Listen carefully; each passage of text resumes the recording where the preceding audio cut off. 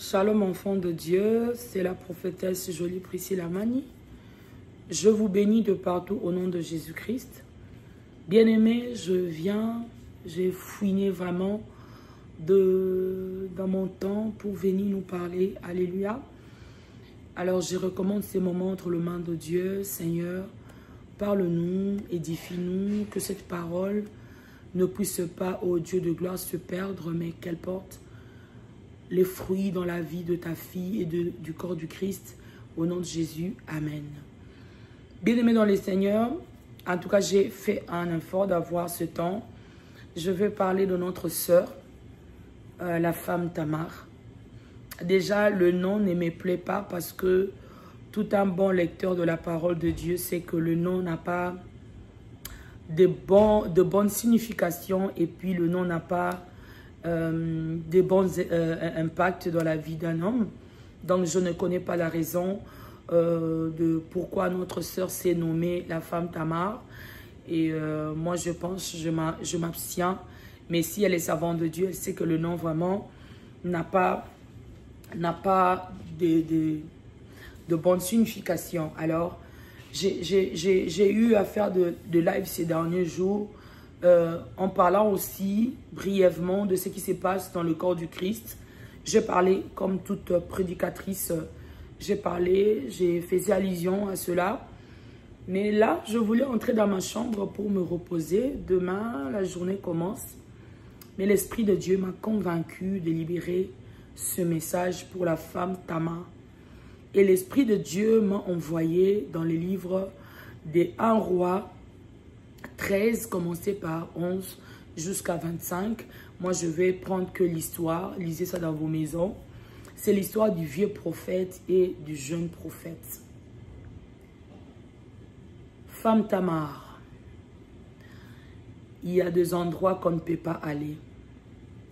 Parce que quand Dieu t'appelle, Dieu te donnera forcément les interdits, les instructions, les détails sur ta vie, sur ton appel. Le jeune prophète avait l'ainsi dit l'Éternel. Il avait même les interdits. Mais le vieux prophète s'est trompé, le jeune prophète s'est trompé par le mot prophète. Il s'est dit, ah, donc si c'est un vieux prophète, quand il m'explique que lui aussi connaît ça, il connaît les langages de Dieu, Dieu peut créer même de circonstances. Ce jeune prophète a été déraillé. L'Esprit de Dieu me dit ceci, femme Tamar. Tu as été envoûtée. Tu as été envoûtée. Et en parlant de ton envoûtement, je parlerai directement, ou bien je vais demander, je dirais ça comme ça, je vais demander à ceux-là qui t'ont imposé les mains de prendre ton cas en charge, ainsi que l'Église entière. Mais pourquoi je dis cela? Parce que Paul disait à Timothée de ne pas se précipiter d'imposer les mains aux gens. Bien-aimé, parce que tu dois être sûr de l'acte que tu veux faire. Tu dois être sûr que si je mets mes mains sur cette personne et que c'est la bonne personne, parce que dans ce temps-là, il fallait gêner. Les disciples gênaient, priaient d'un commun accord pour imposer les mains à une personne. Je me dis, je ne connais pas le père dans la foi ou si c'est la mère dans la foi de la femme Tamar. Je ne connais pas aussi son vrai nom de famille. Moi, je ne suis pas journaliste. C'est pour venir commencer à fouiner, donner de ce que les gens disent. Déjà, je ne suis pas vraiment dans tout ça là. Mais parce que c'est les désordres qui règnent dans le corps du Christ. Quand le Seigneur maintenant me dit parle, je parle. J'étais en train de parler à la volée là de ces choses. J'amenais plus le fondement. Mais là, l'Esprit me convainc de venir dire à la femme Tamar, elle était envoûtée par un vieux prophète. Tout le monde qui se dit serviteur de Dieu n'est pas forcément serviteur de Dieu. Femme Tamar, tu as été vraiment dit envoûtée. On t'a envoyé un mauvais sort. I have to say that like that. On t'a envoyé un mauvais sort parce que le mauvais sort n'avait pas seulement l'idée d'étouffer, oh ta grâce, parce que tu chantais. Non. L'envoûtement était sorti d'une jalousie.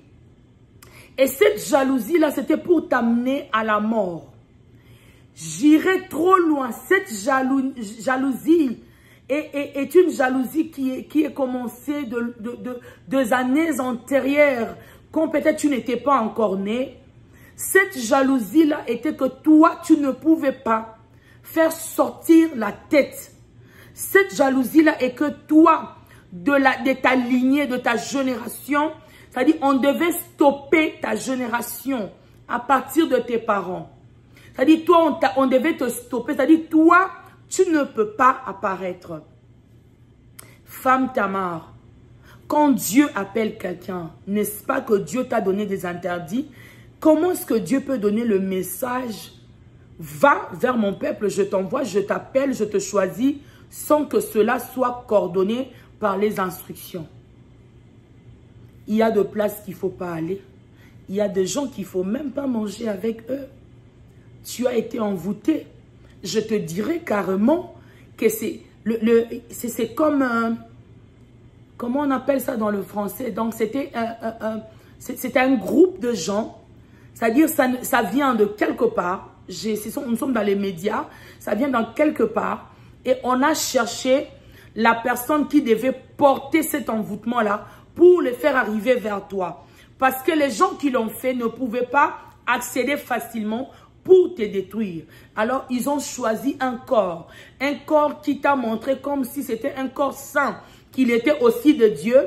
Et ce corps-là est venu pour te faire ce qu'il a fait. Femme Tamar, je te dirai une chose. Un jour, j'ai entendu une histoire. Une maman qui pleurait, elle avait des problèmes. Il y a les diables ont entendu, les diables ont envoyé, on est venu bénir cette maman.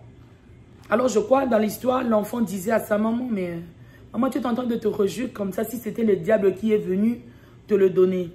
La maman répond, parce que je suis l'enfant de Dieu, le diable, notre Dieu est capable de faire travailler même le diable pour notre intérêt.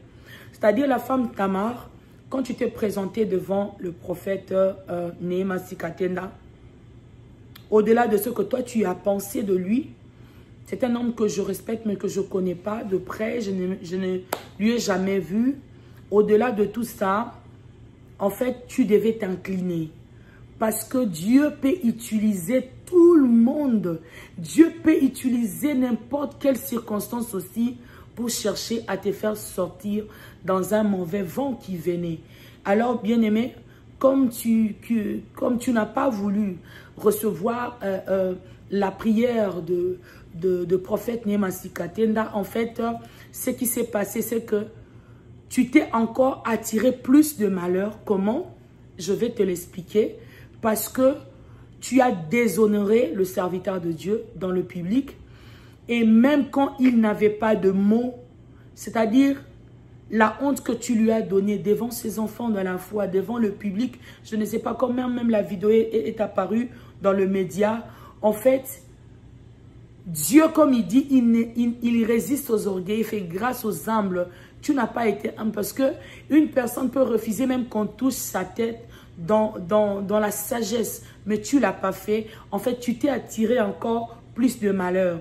Et moi, je pense que les gens qui t'encadrent doivent chercher un moyen vraiment de te conscientiser parce que la mission de ce vieux prophète qui était venu dans ta vie, c'était pour te tuer. Je suis en train de voir la mort. Femme Tamar, attention à ta bouche.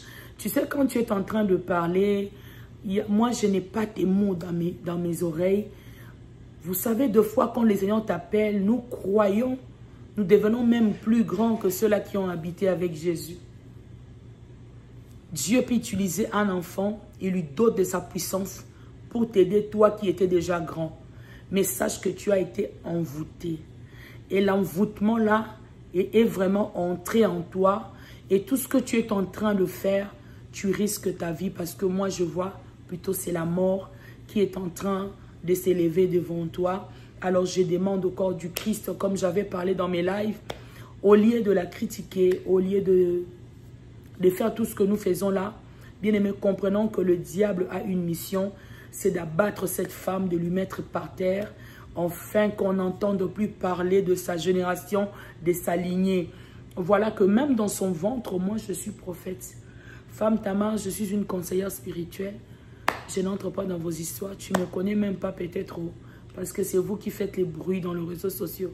Mais je vais te dire, tu vois, ces combats-là, même dans ton ventre, les combats-là est que tu ne puisses pas donner naissance, que ta lignée ne puisse plus exister. C'est ça le mot que j'ai entendu. Alors le diable s'est incarné.